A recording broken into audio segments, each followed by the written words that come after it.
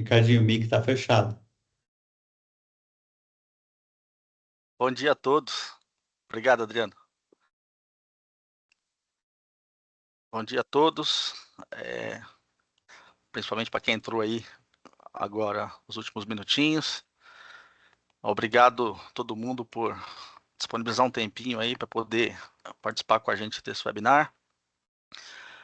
Vocês estão vendo a minha tela já? Já, né? Legal. Áudio também dá para ver, tranquilo.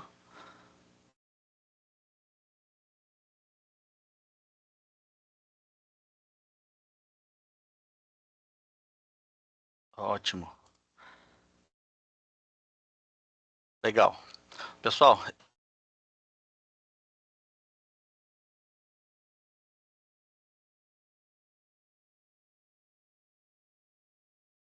esse webinar vai ser gravado, tá? Depois a gente manda.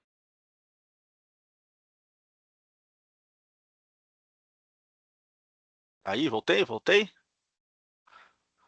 Voltei. Legal. Então, estava dizendo aqui que esse webinar ele está sendo gravado e depois a gente vai disponibilizar o link para todo mundo. E aí vocês fiquem à vontade para compartilhar com outras pessoas também, para quem não pôde comparecer, para colegas do time, enfim, vamos divulgar o conhecimento. Outra coisa importante aqui que eu queria comentar é que faltando lá no final desse webinar, faltando alguns minutinhos, a gente vai liberar uma pesquisa de satisfação. Então, eu pediria a gentileza aí de todo mundo que está participando, se puder preencher a pesquisa, ela é importante para ajudar a gente aí a preparar os próximos, trazer conteúdo aí que seja relevante para todo mundo e ajudar a melhorar. E também vai ser baseado no preenchimento dessa pesquisa de satisfação que a gente vai sortear 4 e-books. E são e-books muito legais, né? Principalmente para a gente aí que trabalha na área do TI, a gente enfrenta vários desafios, né? Então, tem basicamente 2 temas lá nos e-books, tá? Um deles é de admin do 365, olha que legal. Então tem bastante dica, como fazer as coisas, enfim. Tem bastante conteúdo ali no e-book que é bem legal. Opa, alguém falou aqui do meu áudio, vocês estão ouvindo bem, não? Então, estamos ouvindo, eu estou respondendo aqui para o Sim, sim. Jacinto para ele tentar se conectar novamente. Já escuta, Tá. já. Legal. E aí falando do e-book também, então tem um outro e-book também que é sobre cibersegurança, inclusive ligado ao 365 também, tá? Então preencham direitinho lá a pesquisa de satisfação, ajuda a gente ajuda todo mundo, tá? Outra coisa interessante é assim, fiquem à vontade para comentar aqui no chat, fazer pergunta, interagir. Depois, se alguém quiser também uma conversa 1 a 1, né, ou no X1, como a gente chama, fique à vontade para escrever aqui no chat. É só dizer o que gostaria e tal. A gente tem um time aqui, todo mundo conectado aqui, já preparado aí para ajudar a responder o que já souber de bate-pronto. A endereçar assuntos depois no futuro para a gente, tá? Legal. Vou também aproveitar aqui para agradecer aqui a presença do Cristiano, que trabalha com a gente com cibersegurança. Bem-vindo, Cris, bom dia. Bom dia a todos. Agradecer aqui também o Adriano Filadoro, CIO do Vigilante, nossa autoridade aqui no webinar. Bem-vindo, Adriano. Obrigado pela presença.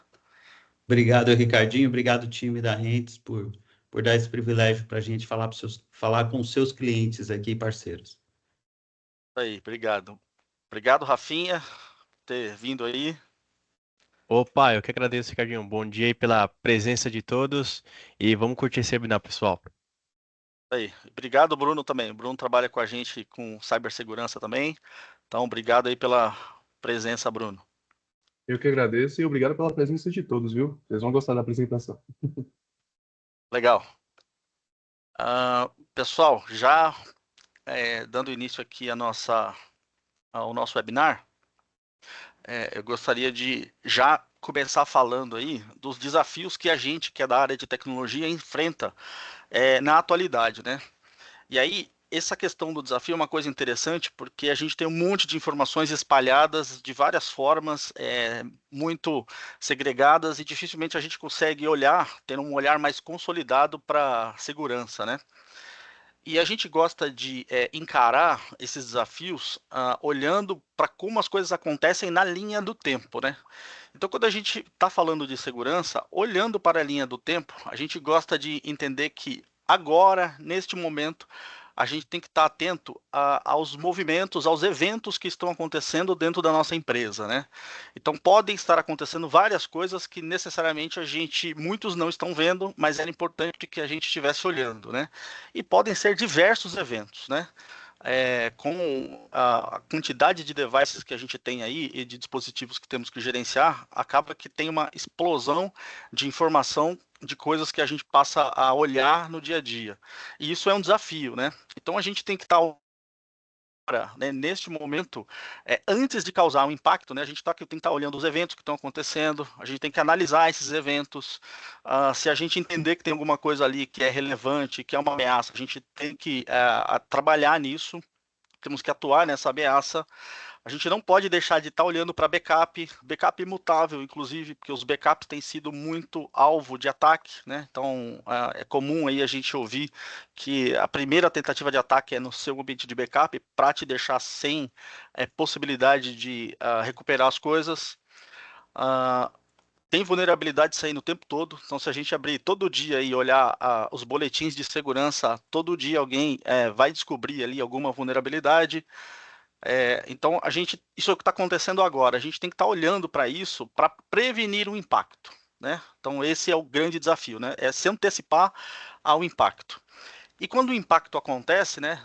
A gente já até sabe, mas é sempre bom a gente frisar, né? Então, a gente tem vazamento de dados, sequestro de dados, parada de sistemas que são importantes para o negócio, problemas de reputação, né? Então, muitas empresas aí têm um problema sério de reputação por conta de impactos causados por cyberataques. A perda financeira, a gente está cansado de ver também, né? Muitas vezes, inclusive, pagando resgates, né? Que tem notícias disso toda hora. E até o risco da existência do negócio, né? Então, quanto o nosso negócio, né, as nossas empresas estão resilientes para sobreviver a um ataque, a um cyberataque, né? Então, esses são os impactos aí objetivos, né? E se eventualmente acontecer algum problema, né? Então, olhando na linha do tempo, né, se acontecer alguma coisa, o que vai acontecer? Qual é o nosso plano de recuperação, né? O que a gente está preparado para fazer? A gente vai fazer o quê? Então, são perguntas importantes para a gente poder endereçar aí como é que a gente vai pensar e encarar esses desafios do nosso mundo de TI moderno, né? E se esse impacto acontecer? Então, olhando na linha do tempo, né, a gente tem que trabalhar antes do impacto, né, com toda a prevenção possível para prevenir o impacto. Uma vez que o impacto acontecer, o que a gente vai fazer, né, lá no futuro, depois do impacto, né? Como é que a gente se restabelece? O que a gente vai ter que fazer? Quais sistemas a gente vai recuperar? Quais dados a gente vai ter que voltar? Por exemplo, se a gente identificou que tem alguma coisa que foi comprometida na nossa rede, o que é? Qual é o dispositivo que foi comprometido? É um servidor? É uma estação de trabalho? O que é que foi comprometido? Como é que a gente identifica isso, né? Qual foi a causa raiz? Quer dizer, como é que chegou-se neste impacto, né? Por onde ele aconteceu, né? Então, a gente tem que ter claramente isso aí para a gente poder trabalhar também no pós-impacto, né? Então, quando a gente olha, isso é um desafio imenso para nós, né? Que é da área de tecnologia, e é um desafio ainda tão grande explicar isso para as nossas gerências e autogerência, né? Então, como é que a gente leva essa mensagem para os C-levels, né? Para gerente, para diretor, para a presidência, né? Então, esses são os desafios aí que a gente tem que estar olhando e tentando, de alguma forma, endereçar ele para facilitar aí que a gente possa trabalhar na prevenção.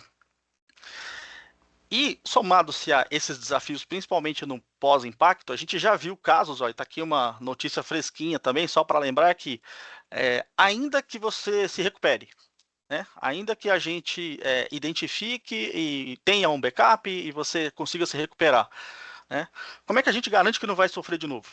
né? Então a gente já viu, aqui é um caso recente, mas nós aqui já vimos na prática, nós mesmos já passamos por situações em que tivemos que fazer uma recuperação de dados, a gente fez a recuperação de dados, ficou tudo legal, e um dia depois, o mesmo ataque. E aí a gente se pergunta, gente, de onde foi? De onde partiu? E a resposta não foi fácil, e demorou dias para ter. E não foi uma resposta com tecnologia, foi uma resposta analógica, né? E aconteceu assim, a gente identificou uma área física onde tinha alguns computadores, que tinha alguns barramentos de IP, e aí a gente isolou aquela área e foi um técnico lá olhando essa máquina, essa, até identificar uma máquina e tirar ela da rede, né? Então, quando acontecer, o que a gente vai fazer? Isso é muito importante a gente ter em mente. Também, aqui é uma coisa óbvia o que eu vou dizer, mas Firewall, antivírus e backup já não é suficiente. Mas isso é tão contraditório que a gente, inclusive, encontra empresas que não têm nem Firewall, nem antivírus e nem backup, tá? Mas isso ainda não é suficiente, tá? E por que não é suficiente, né?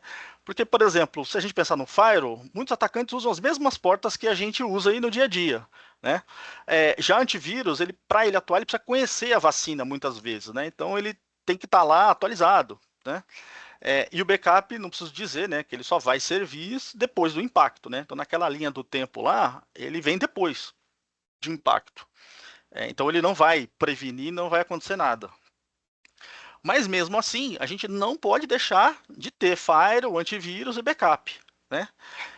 E também, eu acho que é importante lembrar aqui que backup, hoje em dia, a gente já está falando de backup imutável, né? Ou seja, backup que, mesmo que se um ransomware chegue naquele repositório de dados, aonde estão meus dados de backup, o ransomware não consegue alterar nem criptografar aquele tipo de dado, porque lembra que ele é o primeiro a ser alvo de um cyberataque, né? Para que a gente fique sem ação. E backup imutável garante que mesmo um próprio analista, o próprio software de backup que gravou aquele dado, ele não altera. Então, a imutabilidade nos backups aí é fundamental, tá? Também não posso deixar de dizer que a gente precisa ter o parque coberto, então a gente tem que estar com todos os nossos dispositivos, servidores, estações de trabalho cobertos no sentido de ter antivírus, porque também já vimos que um pedaço não tem, aquele pedaço fica exposto, então tem que ter, né? E me lembrei também uma coisa importante, né? A gente aqui nessa jornada de segurança, a gente vê uma enormidade de clientes que têm dados lá no 365 e que não tem backup também, né? E por incrível que pareça, tem muitas empresas que ainda têm uma consciência de que, se eu levei o meu dado para a Microsoft, a responsabilidade é da Microsoft. Eu não tenho mais responsabilidade sobre isso. Lê do engano, meus amigos. A gente é responsável pelo dado, sim. A Microsoft é responsável pela infraestrutura, pela disponibilidade dos sistemas que a gente usa lá naquele universo que é o 365, mas os dados que estão lá são nossos, né? Inclusive, se alguém quiser depois, tem uma cláusula enorme no contrato lá dizendo que você tem que proteger os dados de vocês. Então, se vocês precisarem de ajuda quanto a essas coisas também, Firewall, antivírus, backup imutável, 365, pode deixar aqui nos comentários que a gente ajuda depois. Outra coisa, né? Olha que curiosidade, né? Não é nenhuma curiosidade, na verdade é um fato, né? Ter um SOC 24/7, né? Já é difícil, E aí, quando a gente olha os dados de agora, a mão de obra, né, os nossos especialistas ainda estão diminuindo. Olha que curioso. Então, a gente sabe que é um desafio montar um SOC. Um SOC ele tem múltiplas disciplinas ali dentro, tem um custo direto muito grande, porque a gente tem pessoas ali trabalhando muitas vezes 24/7, revezando em turno no final de semana tal. Então, só essa operação ela já é definitivamente dispendiosa e grande. E ainda por cima a gente enfrenta aí a falta de gente para lidar com o SOC. Né? Então, olha que notícia importante aí para a gente levar em consideração dentro desses nossos desafios, né? Mas nem tudo é ruim, né? Dizem que onde tem problema tem oportunidade, né? E a oportunidade que a gente enxerga nisso aqui é que quando a gente olha para os cyberataques, né? todo cyberataque ele tem uma anatomia que a gente chama, né? Então isso o mundo inteiro já conhece, todos os estudiosos do assunto já conhecem, mas a gente sabe que para que um invasor seja bem sucedido, ele precisa acertar várias etapas deste processo, né? E aí é que está a nossa vantagem, né? Então, quando a gente olha para um cyberataque, ele precisa lá necessariamente descobrir qual é a sua rede, ele precisa descobrir quais são os servidores que tem, ele precisa descobrir que estações de trabalho tem, ele também precisa descobrir que sistemas tem. Então, existem atacantes que são especializados em RP, sei lá, no SAP, outros são especializados em CRM, né? Então, nem todo mundo conhece todas as tecnologias, então eles precisam explorar essas coisas, né? E aí, quando eles vão explorando esse tipo de coisa, eles vão deixando eventos, né? Então, vão olhar protocolos de rede, por exemplo, vão olhar falhas de API, vão se movimentar dentro da rede, tentar sair de um lado para o outro.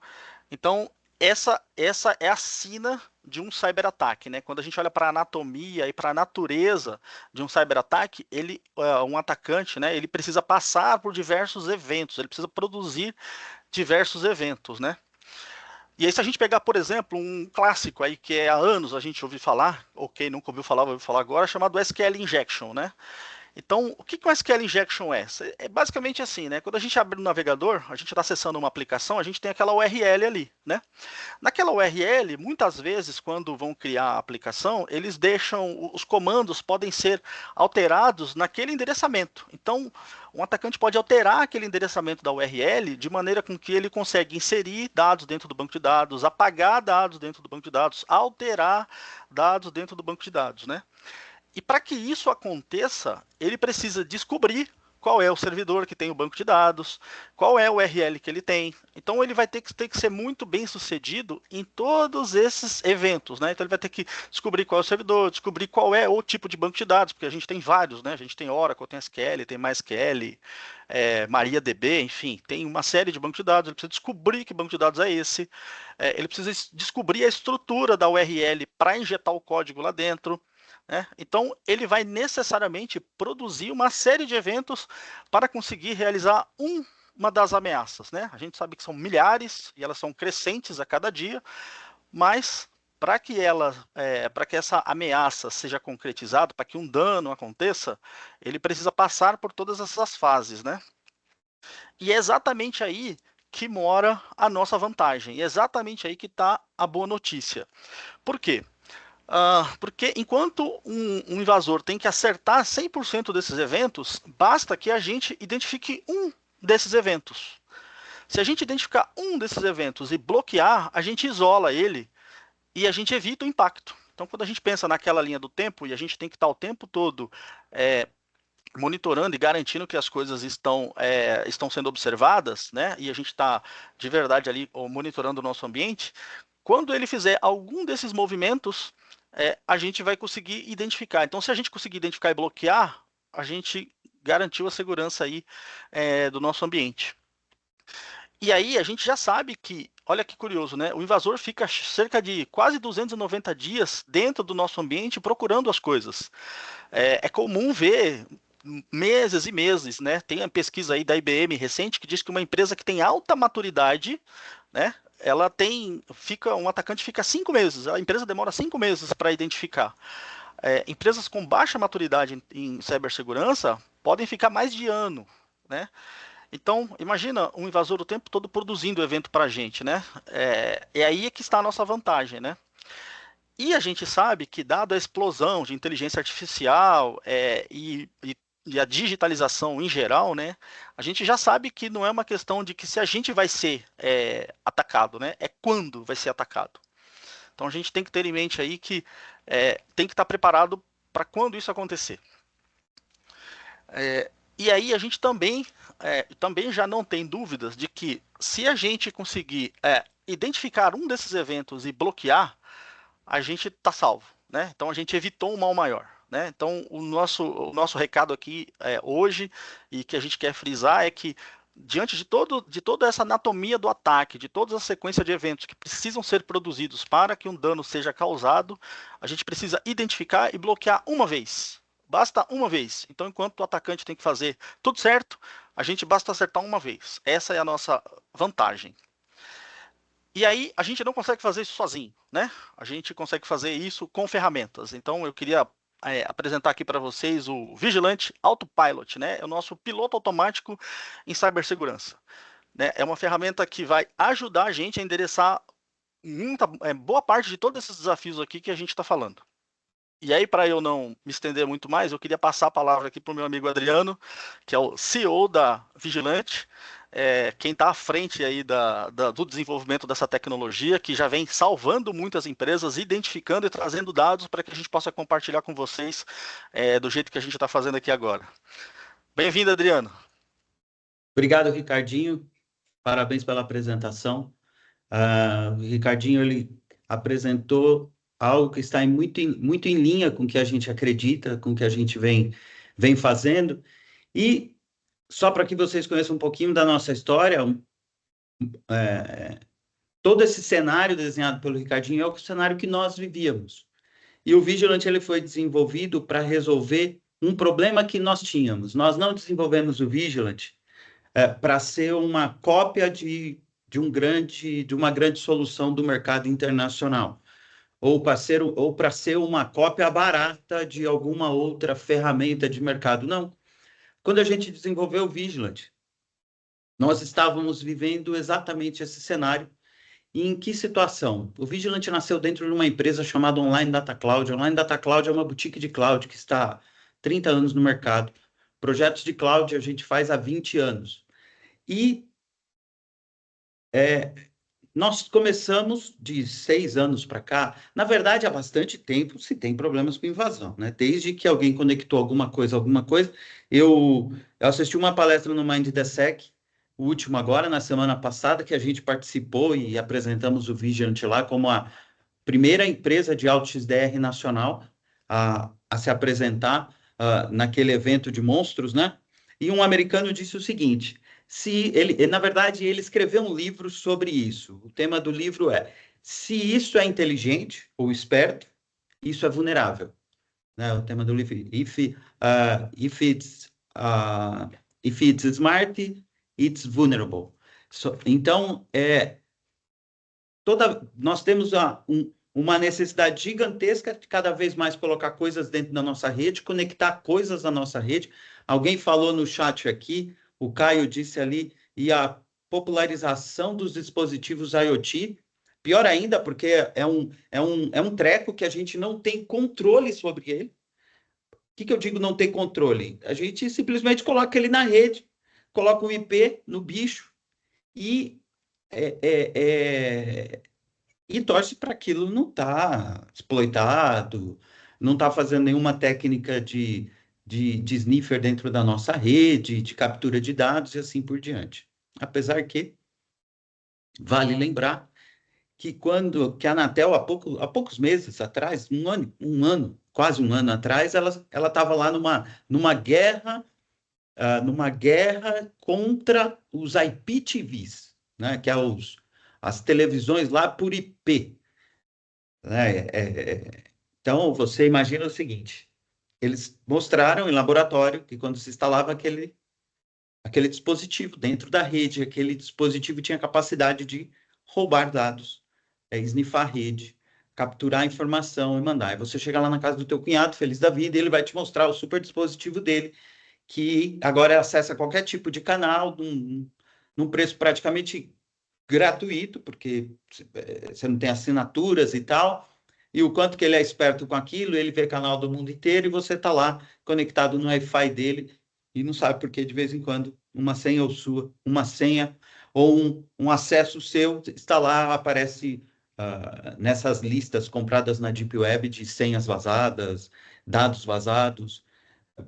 Bastou você conectar no Wi-Fi do querido, amado cunhado, que com certeza, quando a gente chegar na casa dele, o nosso celular conecta automático. Então, são algumas coisas que o Ricardinho colocou aqui de uma forma maravilhosa. E, mais uma vez, parabéns, Ricardo, pela apresentação. Você falou de um dado sobre pagamentos de resgate. Existe um estudo que diz que tem mais dinheiro indo para resgate do que indo para a prevenção de ataques. Então, em suma, de tudo que você falou, maravilhoso. E aí eu estava contando a história do Vigilant, quando explodiu essa questão do WannaCry, principalmente. A gente tinha vários clientes dentro da cloud que sofriam ali com seus ambientes criptografados, acordavam e os seus ambientes todos criptografados. Foi quando a gente conseguiu justamente começar a estudar essas anatomias. Como nós somos uma boutique de cloud, consultoria de cloud, a gente entregava as melhores práticas para que o cliente aplicasse, e nem sempre é assim. Então, nós não tínhamos responsabilidade direta ali pela segurança da rede, ele precisava ter o antivírus dele, ele precisa ter o firewall dele, ele precisa ter as regras corretas. Então, a gente não tinha a gente ajudava a configurar as coisas, mas ele tinha que manter. E aí nós começamos a estudar esses ataques. Vocês imaginam que a gente é uma rede um pouco grande e tinha ali 3, 4 solicitações de restore por mês. Então, o que as pessoas viviam em uma semana, a gente vivia. E aí a gente descobriu que ficou muito bom em fazer restore de backup, em restaurar dados, porque a topologia que foi montada era justamente para preservar que se o ambiente caísse, os dados, o backup, a cópia, estava fora.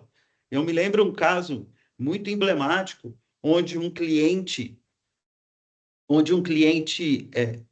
foi invadido 3 vezes seguidas. A primeira vez nós demoramos 20 dias, ele demorou para se recompor. A gente aprendeu com aquilo, melhorou processos, melhorou recoveries, melhorou cópias e tal. Na segunda vez, nós demoramos 1 semana. Porra, uma melhora absurda, aprendemos mais um monte de coisa com aquilo, documentamos mais coisas. Na terceira vez, o restore dele foi feito em 2 horas. Esse momento foi um momento emblemático e de virada para a gente, porque nós estávamos muito bons na coisa errada. É errado ser bom em fazer restore? Não, não é errado. Na verdade, o restore você deveria fazer com frequência. Se você não faz restore do seu backup, mas eu não perdi os dados.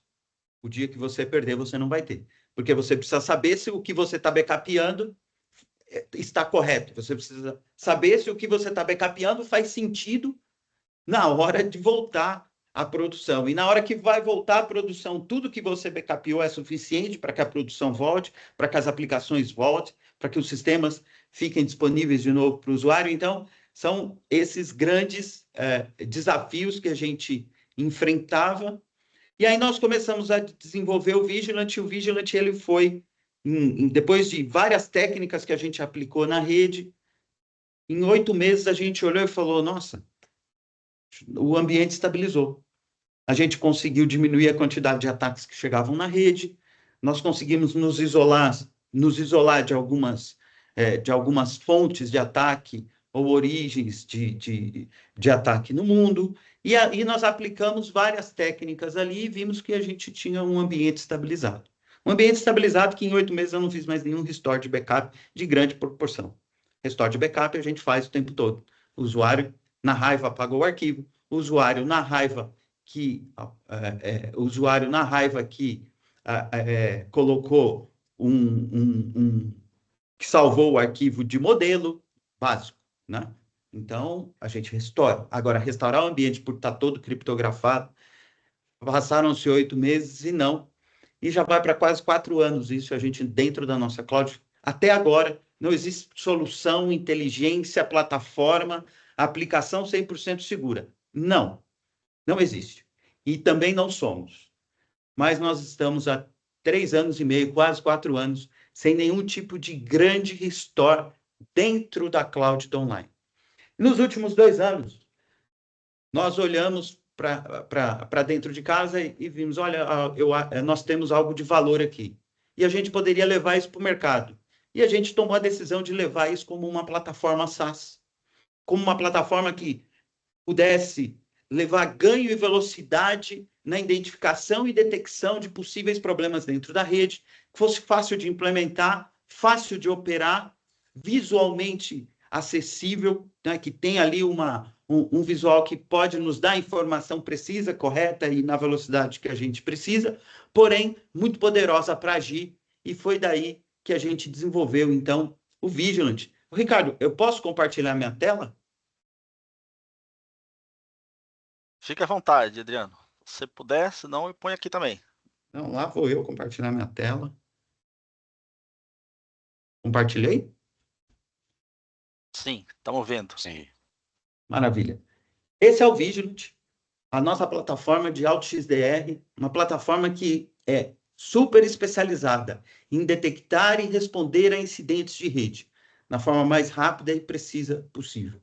Nós trabalhamos muito na questão de usabilidade, de velocidade, facilidade de uso, porque em muitos casos e em muitos estudos que a gente fez de ataques que ocorreram, a própria plataforma de cyber gerou um impasse, uma dificuldade na detecção do problema, pela complexidade. Eu vi um cliente, ele implementou uma solução maravilhosa, essa israelense, eu sou assim, apaixonado por essa solução, pelo formato dela e tal, e ele falou, Adriano, eu demorei 4 meses para identificar se isso era de comer ou de passar no cabelo. Se fosse para mim, eu só teria a opção de comer, né? Porque passar no cabelo, eu não tenho cabelo. Né? Eu e o Cristiano, a gente já ia comer, não ia nem tentar. Né? Mas ele passou 4 meses com a solução dentro de casa, sem saber como que operava aquilo. E isso é um terror. E depois de 4 meses, o que ele fez? Contratou treinamentos daquela ferramenta para os técnicos fazerem aquele treinamento para que eles pudessem operar aquilo. Em muitos dos casos, tem grandes empresas usando grandes soluções caríssimas, como antivírus. É um antivírus.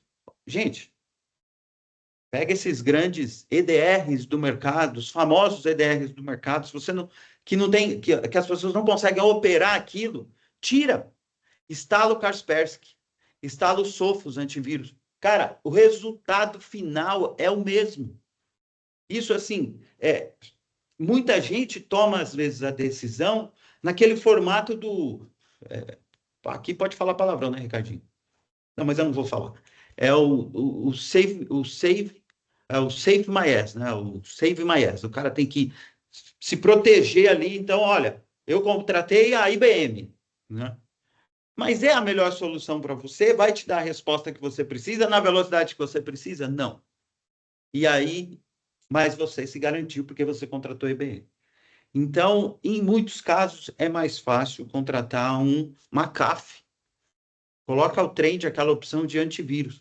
Eu tenho um cliente, 2 anos de projeto com Trend, uma baita solução, com a integração de XDR, com antivírus, com a parafernália de coisa. Nunca conseguiu operar aquilo. E quando o Trend tomava determinados tipos de ação, o time de TI vendido. Eu não estou falando mal da ferramenta de forma alguma. O que eu estou falando é que, se não tem como operar, não adianta. E, em muitos casos, a cibersegurança se torna subjetiva. E aí foi isso que a gente lutou contra e luta contra o tempo todo. A ferramenta vem crescendo muito, Vigilant, com esse pensamento, com esse DNA.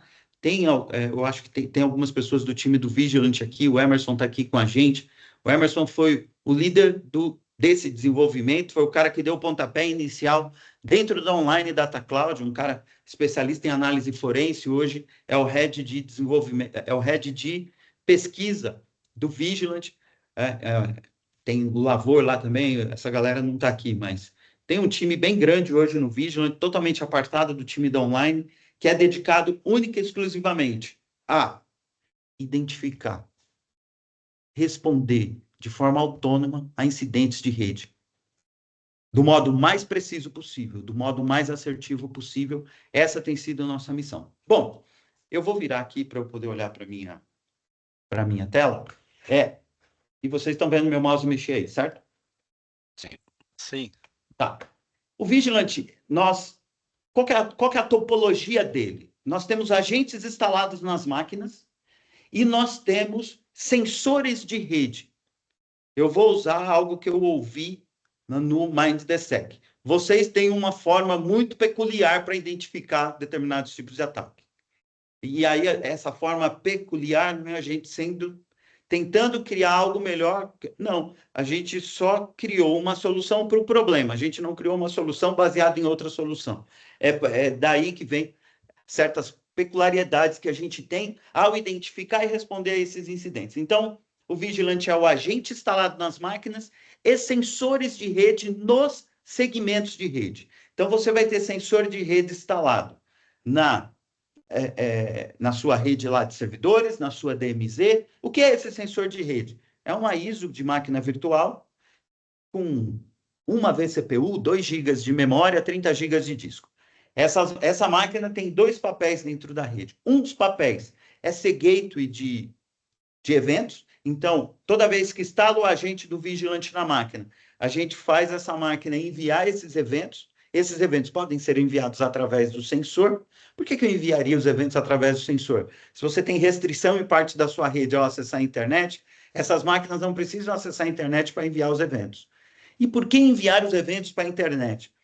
Porque nós pensamos na simplicidade e no menor overhead possível dentro da sua rede. Então, o Data Lake, que analisa esses dados, que olha para esses dados e toma as ações, fica na cloud da Vigilant. E na cloud da Vigilant, cada cliente tem o seu Data Lake específico. Então, essa infraestrutura de modelos, de Data Lake, não roda dentro da sua rede. Isso roda fora da rede para facilitar e diminuir o overhead. Não adianta eu, como uma solução de cyber, ser um peso extra dentro da sua rede.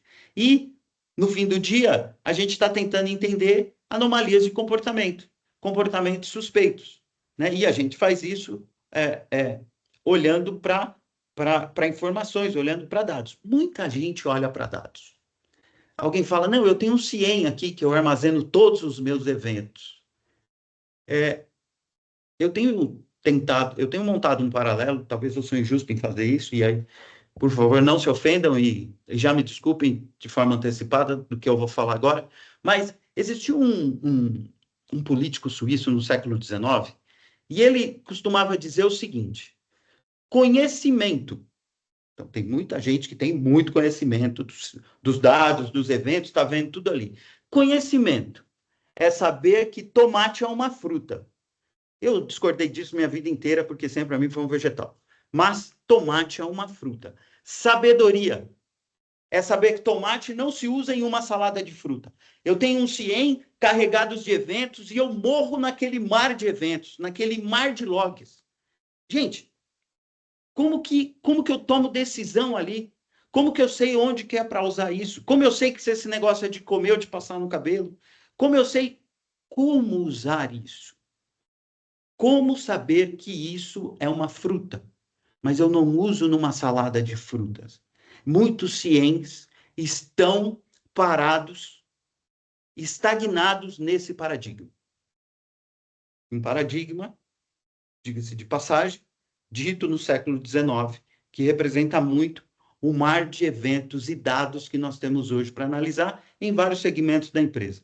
Eu tenho os dados, mas se você não consegue extrair, eu tenho conhecimento, eu sei o que é, tá, mas como você aplica isso? Você não tem capacidade de aplicar, ou não tem a capacidade de aplicar da forma correta, você tem um problema no seu mundo de Big Data. Nesse caso exclusivo, nós estamos falando do Big Data de eventos de rede.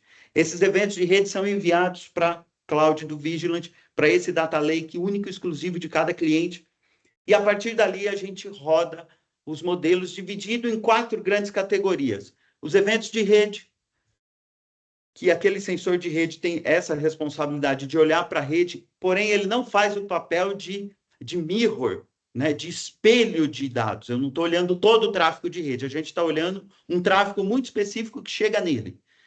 Porque ele tem técnicas de IDS-PS para abrir os pacotes, mas ele tem técnica de honeypot.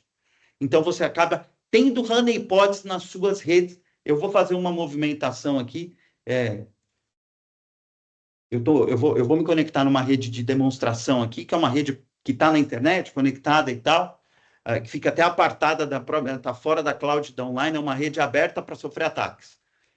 E se eu escorregar com alguma coisa aqui, a gente culpa Claro, porque o link que tem lá para essa rede é um Claro, e aqui na minha casa eu tenho Vivo, então a gente tem a Claro e a Vivo para culpar. Eu estou bem tranquilo aqui se isso não funcionar. Bom, mas aí eu vou fazer uma movimentação de lateralidade lá para a gente identificar. Opa, minha agenda aparecendo aqui para vocês.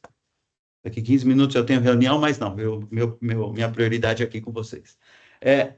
Então, a rede, para a gente dar uma olhada numa movimentação de lateralidade, eventos que ocorrem na aplicação, o Ricardinho falou bastante de SQL Injection, eu vou usar um exemplo aqui. Eventos que ocorrem no sistema operacional, nesse momento está ocorrendo um evento no sistema operacional, não é de propósito, não sou eu, não é ninguém do time, não é circo. Essa rede ela é aberta para o mundo, para que ela sofra ataques, né? Para que ela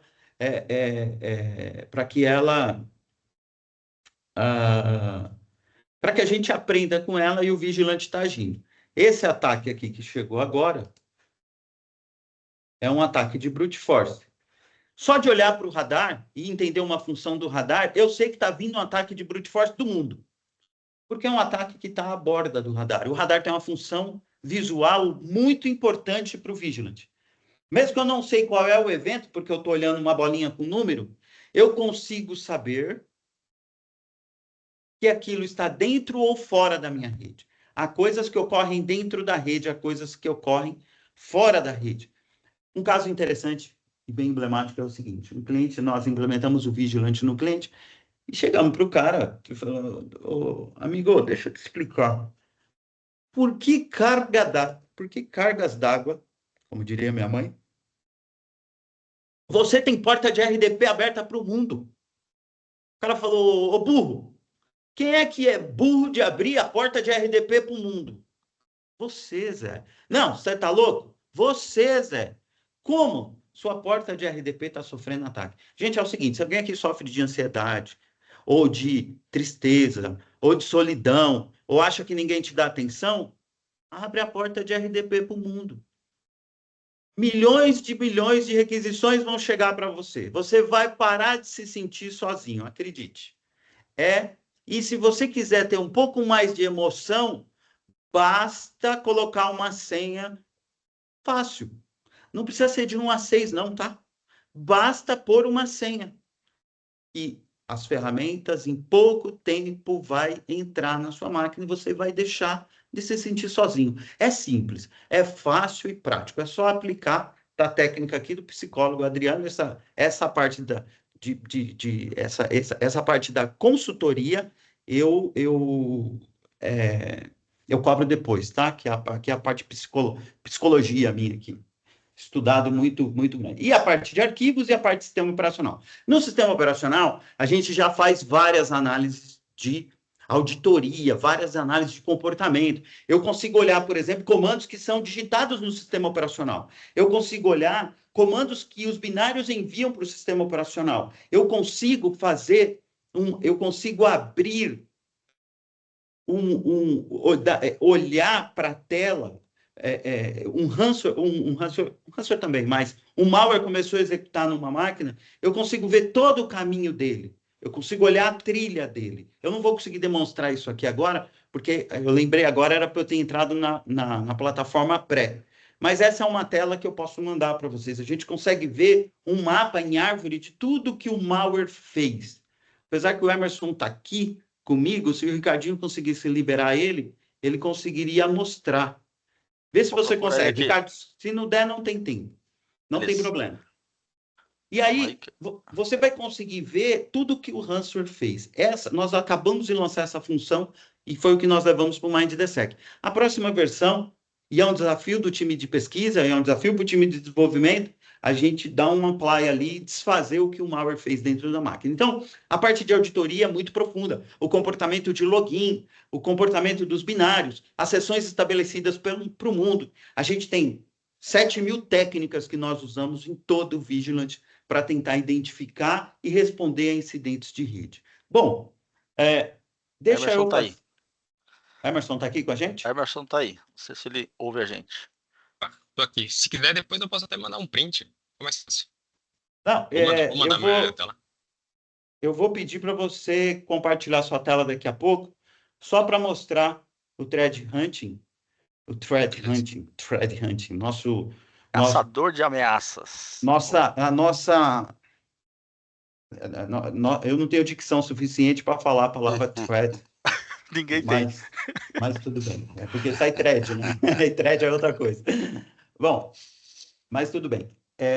Então, eu vou fazer aqui algumas demonstrações, e o Emerson vai compartilhar a tela dele com a gente, e a gente vai poder ver um pouco desse mapa do malware dentro da máquina. Mas vamos olhar um pouquinho na prática. Eu estou aqui pingando, eu estou com o meu Super Kali Linux, e aí alguém já olha, pô, o Kali Linux cheio de frameworks de ataque que é usado para pentest.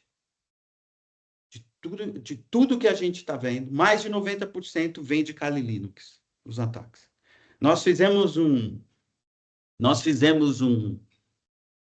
scanner para identificar no mundo máquinas que estavam rodando com Kali Linux. Aí nós fizemos o teste numa cloud famosa, não é gigantesca, mas é uma cloud bem grande, que a gente achou que a gente levaria alguns dias para executar o teste lá. Nós rodamos o teste em 50 minutos e descobrimos mais ou menos umas 70 máquinas lá rodando Kali Linux.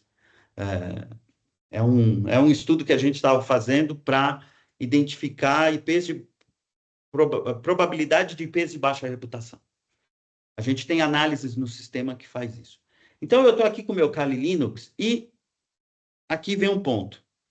Um ladrão na rua, e eu estou chamando, que todos chamam de hacker, eu estou chamando de ladrão. Um ladrão na rua tem poucos segundos para te roubar. Um bandido virtual tem todo o tempo do mundo. Ele pode tentar de um jeito, ele pode tentar de outro, ele pode tentar daquele outro. E ele vai tentando. E, como eu sempre aprendi, desde a minha infância, que água mole em pedra dura tanto bate até que fura. Se vocês nunca ouviram falar disso, por favor, anotem, por reflexão para a vida. Você consegue comprar um curso de Kali Linux por R$32 na Udemy. R$32. Se você conhece um pouquinho de Linux e um pouquinho de rede, consegue entender o que é o serviço de... você não precisa saber de modelo OSI, tá? Basta que você saiba o modelo TCP, que é um modelo OSI resumido, bem resumido. Você consegue preparar um ataque. É esse nome mesmo. Hacker ético. Eu queria só entender de onde vem o ético. Eu queria conseguir colocar isso na mesma frase. Eu não consigo. Mas tudo bem. Esse é o nome do curso. Custa 30 e poucos reais. Você vai aprender a mexer no Kali Linux. Bom, se eu tivesse exploitado a rede, enviado um link da felicidade para alguém, então o cara lá recebeu o link da felicidade. Olha, você foi sorteado, sua conta corrente foi sorteado aqui no Bradesco para concorrer a um Peugeot 207. Porra, não entre em sorteio de Peugeot. Isso vai te trazer problema. Não. Pior que entrar num sorteio de Peugeot é você entrar num sorteio baseado em uma conta que você nunca teve. Mais de 90% dos ataques iniciam por phishing. E o phishing vem sempre com uma engenharia social muito bem aplicada. O cara nunca teve conta no Bradesco. Não quer ter um Peugeot de jeito nenhum. Aí o cara vai e clica no link. Então, assim, você não consegue cuidar disso. Um ponto importante que vale a gente lembrar, eu sou de uma época, eu vou aqui entregar a minha idade, é do Cristiano. Nós somos de uma época que rede para a gente era Lantastic. Nós começamos a montar rede com Lantastic, aí depois a gente evoluiu como ser humano, começamos a mexer com Novell, e aí chegou num momento decisivo na nossa vida que ou a gente ia ser macho com peito cheio de cabelo e mexer com Linux, ou a gente ia ser mais soft e se certificar em Microsoft. Como eu não sabia para que lado o mercado ia, eu me especializei em Linux, é a minha grande formação, mas eu também fiz minhas certificações de Microsoft, porque de bobo e tonto já basta que eu sou feio. Então, não precisaria também ser, além de feio, bobo e tonto. Aí eu fiz as duas coisas ali. Mas A nossa internet a internet mais rápida era o frame relay, hein? Não pode esquecer. era o frame relay. E nós compartilhávamos na internet com linha de escada através da IOAP. Também, essa aí eu não vou nem comentar, porque não é da minha época. Exatamente. Eu fiz muito Linux com IOAP compartilhando internet e esse era o firewall que tinha para nossa época. Então, o meu Kali Linux está aqui, eu estou lá conectado na rede, eu estou pingando ela, já falei uns pacotes aqui, me deu até um frio na barriga. Eu estou pingando a rede, eu tenho acesso a ela, eu posso ter exploitado essa rede, eu posso ter enviado um link, eu posso ter enviado uma planilha de Excel. A propósito, no curso do Kali Linux, ele te ensina como você monta uma macro para exploitar uma máquina. Então, manda a planilha de Excel, o cara clica na planilha de Excel, ativar a macro, ativa a macro, estabelece conexão no seu Kali Linux. Simples assim. Eu vou fazer algumas movimentações normais. Então, eu me conectei numa rede de alguma forma, eu vou fazer aqui um Nmap simples, um Nmap. Vou rodar aqui um brute force, vou rodar um SQL injection e vou rodar um brute force aqui. Vou rodar um brute force de SSH. Deixa eu só completar meu comando aqui de injection. Eu não sei porque que eu não consigo colocar esse as antes. Bom, o vigilante está lá trabalhando e ele começa a identificar que há uma anomalia, há uma tentativa, há tentativas ocorrendo na camada da aplicação, e aí ele vai me exibir tentativas ocorrendo em outras camadas. Então, ele me mostra que eu estou tendo ali uma quantidade de erros de senha que não é normal de um ser humano. Ele só não me mostrou o scan, porque ele deve ter me bloqueado antes. Então, daqui a pouco ele vai me mostrar. Então, eu consegui ver. Lógico que um ataque, na prática, gente, um ataque ele não ocorre dessa forma, né? Eu não vou lá e dou SQL injection, escaneio, dou brute force. Teria que ser muito burro para fazer dessa forma. O hacker, ele é bem espertinho, essa galerinha. Né? Então, ele vai fazer uma coisa bem sutil, bem pequena. E eu também não preciso identificar ele em tudo que ele faça. Basta que eu identifique uma única vez. E ao identificar uma única vez, eu consigo ver aqui que o ataque está acontecendo dentro da rede. Eu consigo identificar, olhar esse tipo de evento. Que evento é esse? Eu tenho modais de LLM para me ajudar a converter isso. O Mauro falou, modem 9600. Fiz muito, mas muito. Não, tem vergonha não. Fiz mesmo. Também tem a certa idade, Mauro. Não, eu fiz mesmo, não tenho vergonha de falar. Fiz, nem aí. Então, aqui ele me ajuda a identificar que evento é esse, né? Só para, às vezes, você precisa colar isso aqui, explicar esse evento em algum relatório. O Vigilante, ele mostra,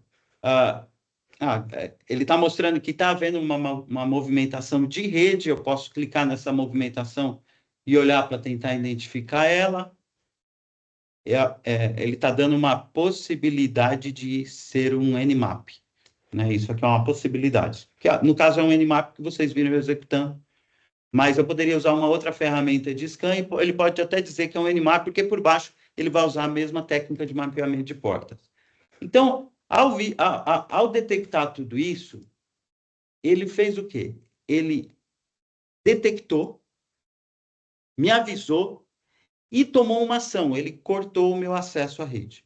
E todas as máquinas que têm o agente do Vigilante instalado receberam um comando dizendo, olha, eu não recebo mais conexão desses caras. Então, ele, como eu falei, ele avisou. Esse avisar, isso que eu queria falar. Eu posso enviar um e-mail para técnicos em determinados horários de acordo com o escalation de cada um, ou eu posso abrir um ticket no ITSM do cliente, do Service Desk do cliente, para que ele faça a gestão disso. Ou, em conjunto com a Redes for IT, a gente consegue te entregar um SOC 24/7.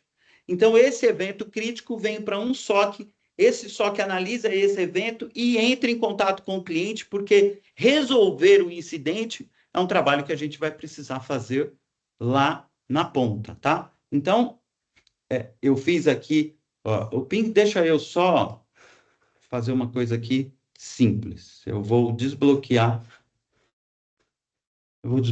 esse endereço. Unblock.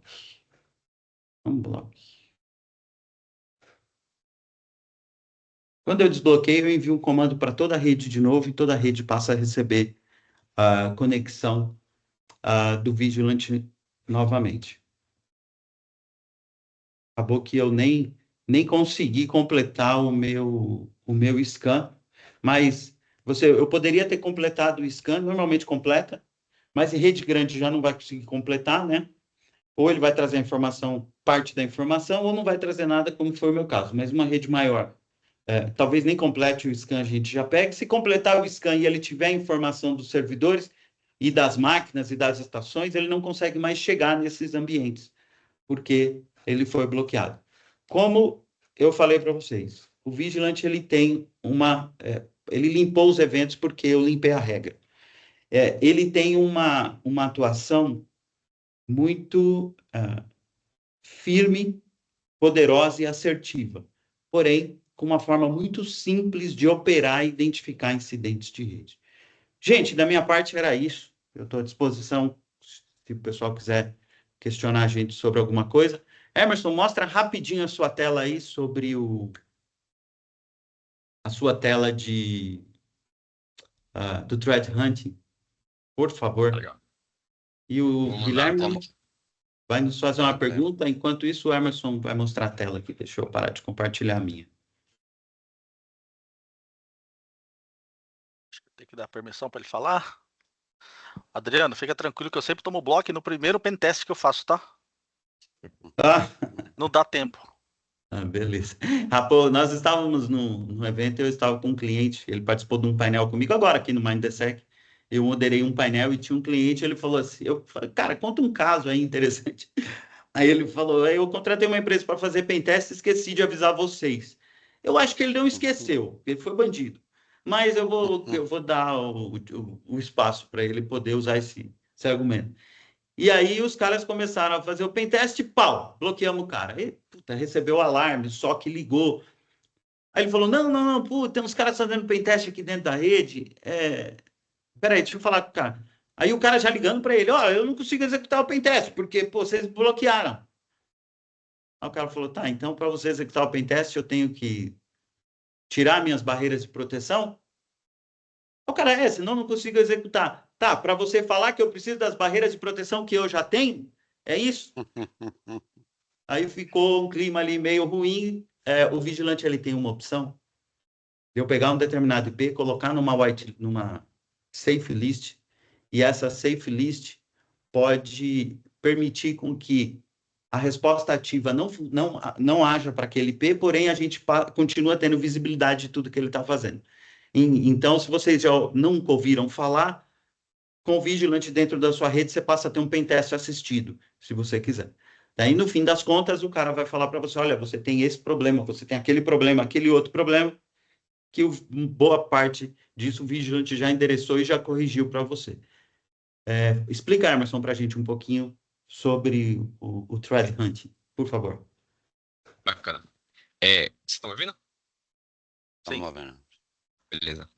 Quando a gente instala o cliente do Vigilante numa máquina Windows e Linux, a gente faz uma série de ajustes de auditoria para poder coletar tudo que a gente precisa numa perícia forense, né?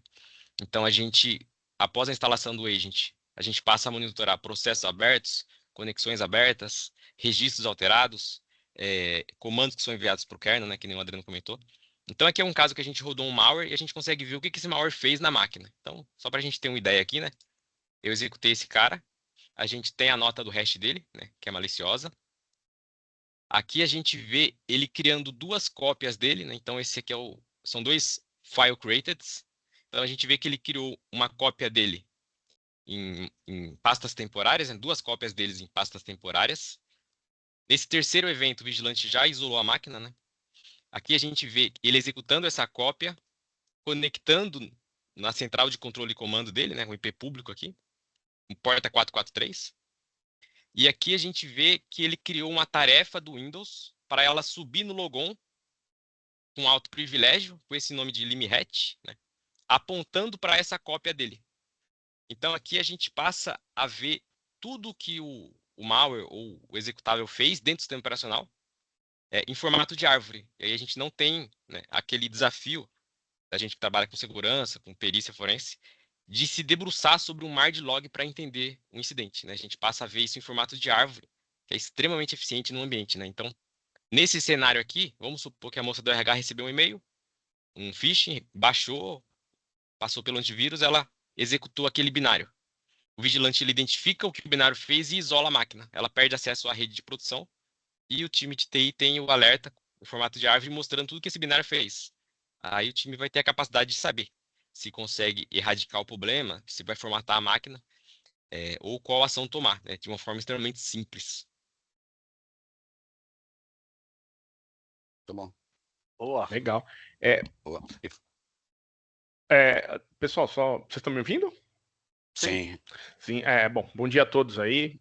Obrigado, parabéns, Ricardo, Cristiano, Bruno, Adriano e Emerson pelas apresentações aí.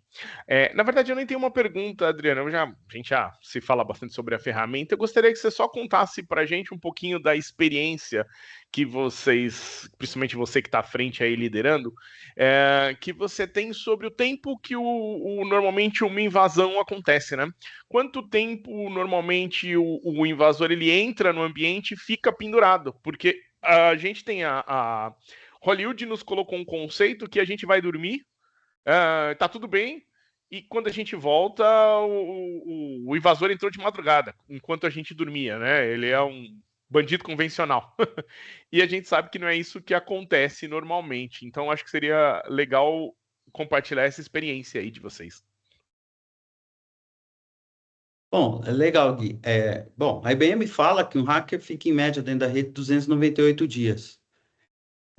A UI tem um outro estudo que diz que empresas com baixa maturidade em TI, eles demoram 11 meses para detectar que houve um incidente de rede, enquanto empresas com uma certa maturidade em TI demoram 6 meses. Nós não precisamos de um ano, nós não precisamos de um mês, nem tampouco uma semana, nem tampouco um dia, ou mesmo uma hora. A gente precisa de 30 segundos.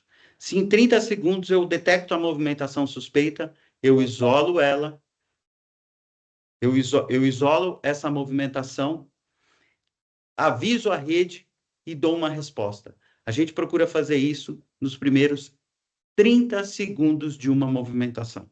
Um hacker não vai viver dentro da sua rede se nessa rede tem um vigilante. Essa é a nossa meta, essa é a nossa briga constante, essa é a nossa pesquisa constante, e é isso que a gente vem tentando entregar para o mercado.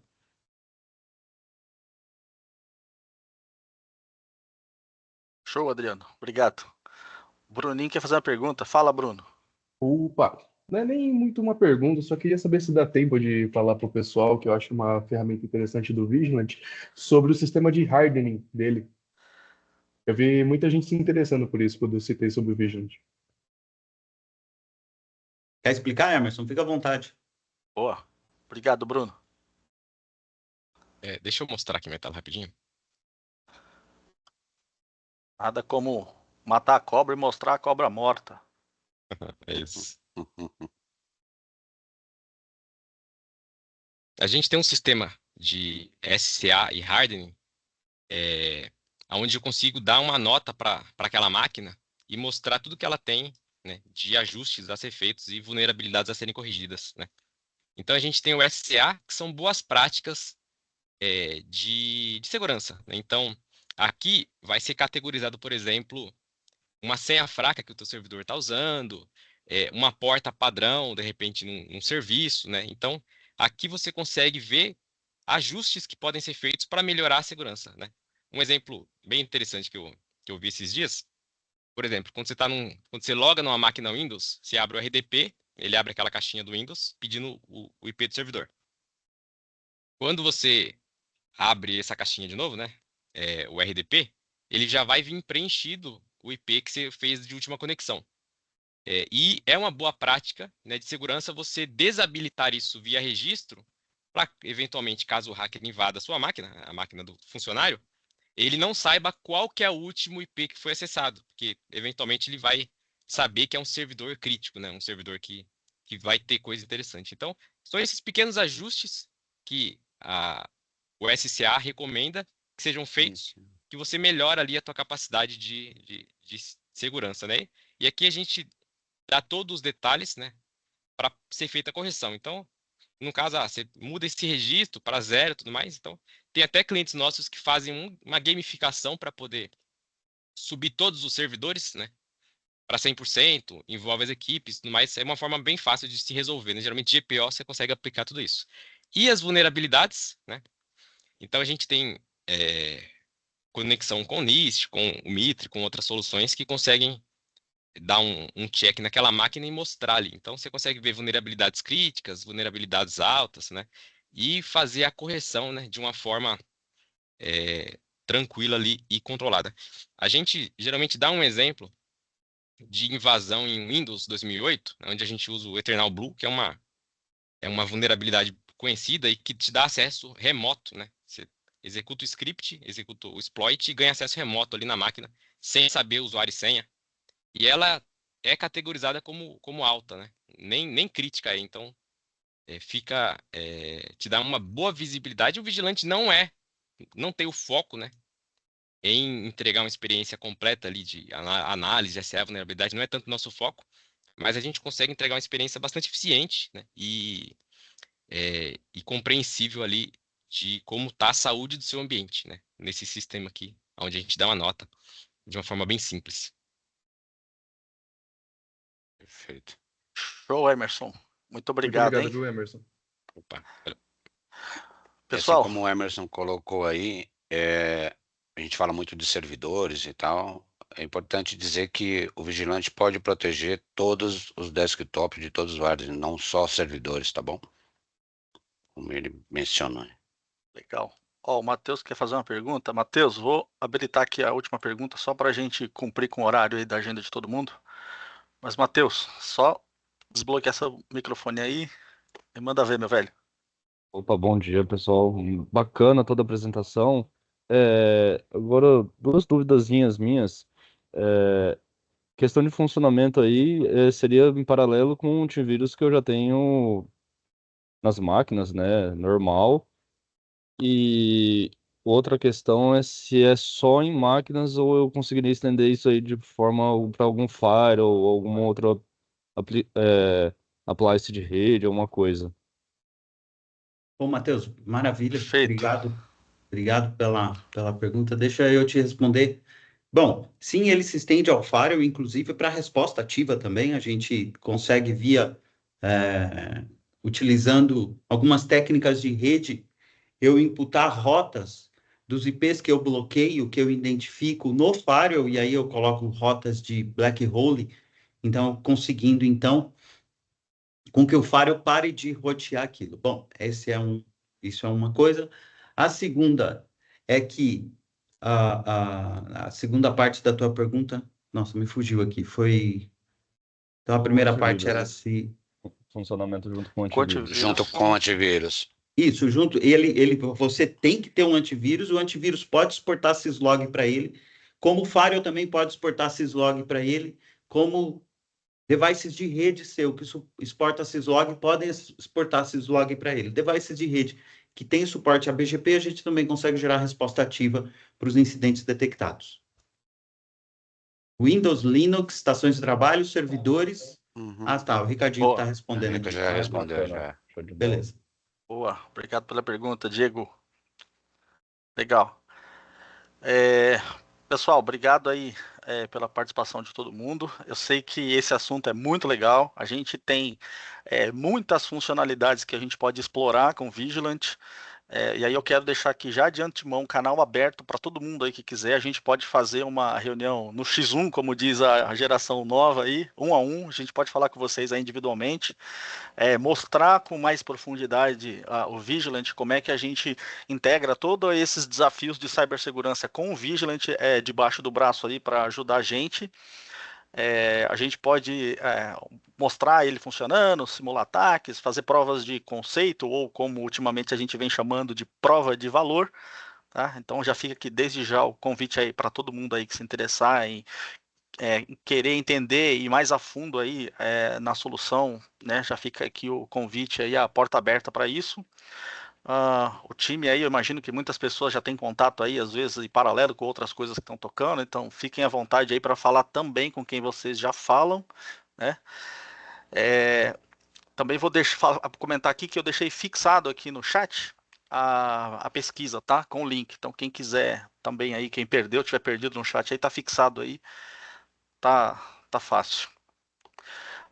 E aproveitar aqui para agradecer aí a todo o time da Vigilant também, Adriano, Emerson, Ezequiel tá aí quietinho aí, mas tá aí também. Obrigado aí também quem ajudou na organização aí, o Cristiano, o Bruno, o Rafinha, o Guilherme. Obrigado aí também todo mundo aí Não podemos esquecer do André. O André, é verdade, o André ajudou a André. organizar essa parada, não tá aqui, mas porque ele tá com outro compromisso, mas ele foi fundamental também. Obrigado aí para ele. E obrigado aí mais uma vez, Adriano, Emerson.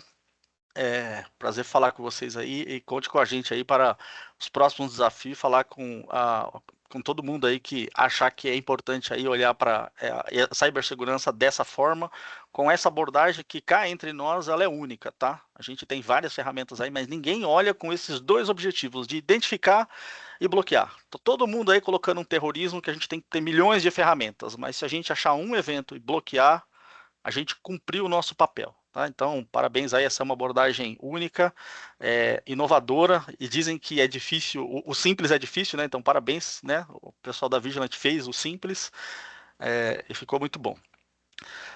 E é isso aí, pessoal. Obrigado aí todo mundo pela participação, e conto com vocês aí nos próximos eventos, hein? Vamos sempre trazer mais novidades aqui. Obrigado, Ricardinho. Obrigado, Com time da certeza. Redes para Haiti. A gente se vê. Obrigado a Até uma todos. outra. pessoal. Valeu, Obrigado galera. a todos time aí. Adriano. Um Obrigado abraço. por todos Obrigado, pela gente. colaboração. Obrigado, abraço. Tchau, tchau. Tchau, gente. Muito obrigado pela participação, viu?